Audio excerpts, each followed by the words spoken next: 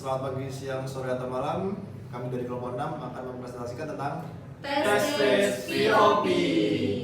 Ya, dengan saya Mas Alfred Pascal 859.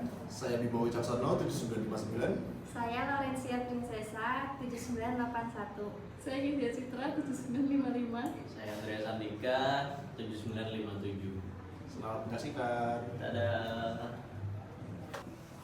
Oke, yang pertama ada poin-poin user nih kita dapatkan dari review-review dari Play Store dan App Store dari aplikasi detik.com. Yang pertama terdapat banyak iklan yang muncul dan membuat pengguna menjadi terganggu. Nah, di sini kita tuh melihat bahwa orang-orang mengeluhkan dengan banyaknya iklan yang muncul dan itu mengganggu pembaca untuk membaca berita. Lalu yang kedua, konten kurang menarik dan terkesan monoton, di mana konten-konten yang ada di detik.com itu terlalu berita biasa aja, bukan yang menarik perhatian khalayak luas. Terus ada akun bisa terlokal sendiri. Nah, di sini kita menemukan bahwa mereka mengeluhkan tentang bug aplikasi detik.com, di mana akun mereka bisa terlokal sendiri. Lalu yang terakhir ada aplikasi detik.com membuat ponsel cepat panas. Kelompok memiliki 3 ide.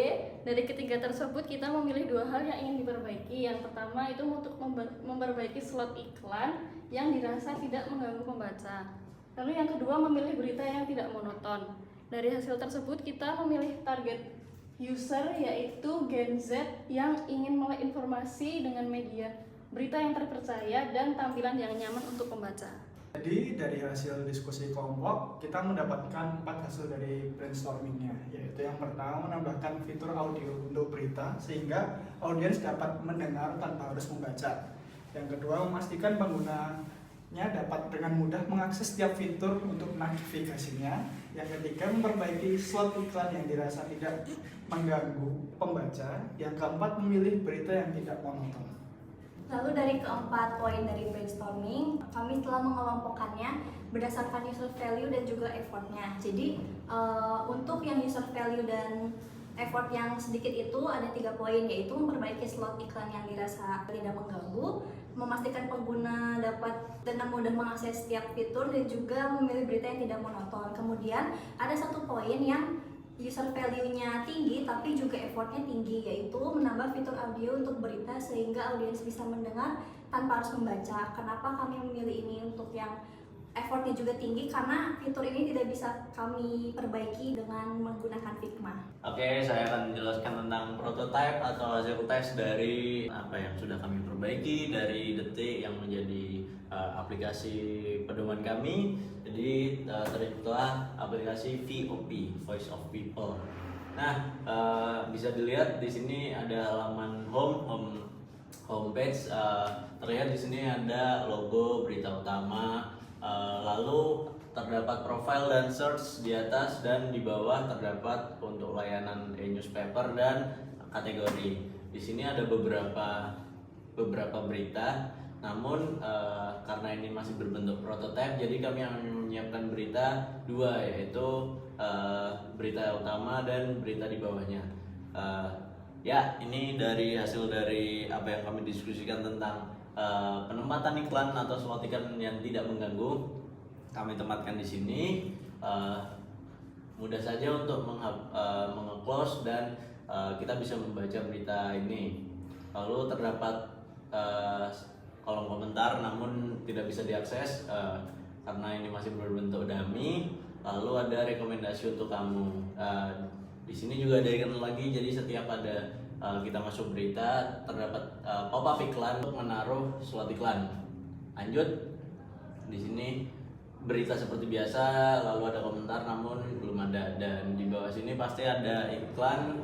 Kenapa kita taruh di bawah? Karena menurut kami berlima, menurut kelompok, penempatan iklan di sini adalah penempatan iklan yang menurut kami tidak mengganggu dari segi visual. Jadi audiens atau user itu masih bisa membaca ya berita tanpa sibuk meng-close sebuah iklan.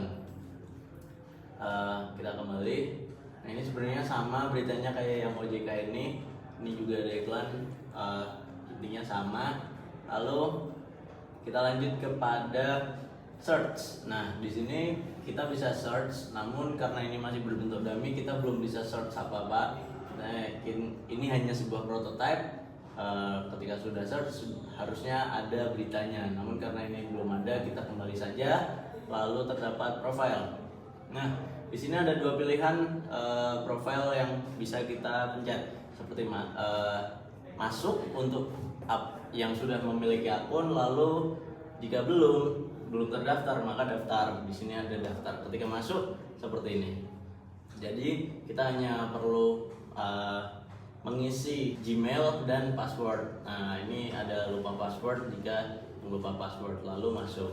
Namun ketika belum memiliki, kita harus daftar seperti nama lengkap, nomor telepon, alamat email, buat password dan verifikasi password, lalu buat akun di sini. Lalu terdapat fitur kategori di sini. Kategori, kami punya beberapa kategori, namun karena masih lagi-lagi berbentuk prototipe, kami belum menyiapkan apa-apa di sini, jadi ini belum bisa dipencet, tapi bisa digeser. Lalu mundur ke homepage lagi, di sini juga ada iklan, ada rekomendasi. Kita terakhir pada fitur e-newspaper. Nah, di sini kita menyiapkan e-newspaper, namun ketika tidak berlangganan aplikasi VOP ini, yang dimana itu adalah penghasilan dari berita kami, ini tidak bisa digeser. Jadi tidak bisa digeser. Untuk itu kita harus berlangganan. Nah, di sini ada beberapa plan untuk kita berlangganan 1 tahun, 1 bulan dan 3 hari. Untuk menarik audiens kita juga menambahkan diskon di sini 500.000. Kita bisa diskon 40%, jadi 359.000 untuk menarik pelanggan. Lalu ketika sudah, kita bayar dan kita bisa membaca VOP ini. Jadi kita bisa geser halaman 1, halaman 2, halaman 3, halaman 4. Karena kita hanya memiliki 4 halaman di sini, maka sudah selesai. Terima kasih.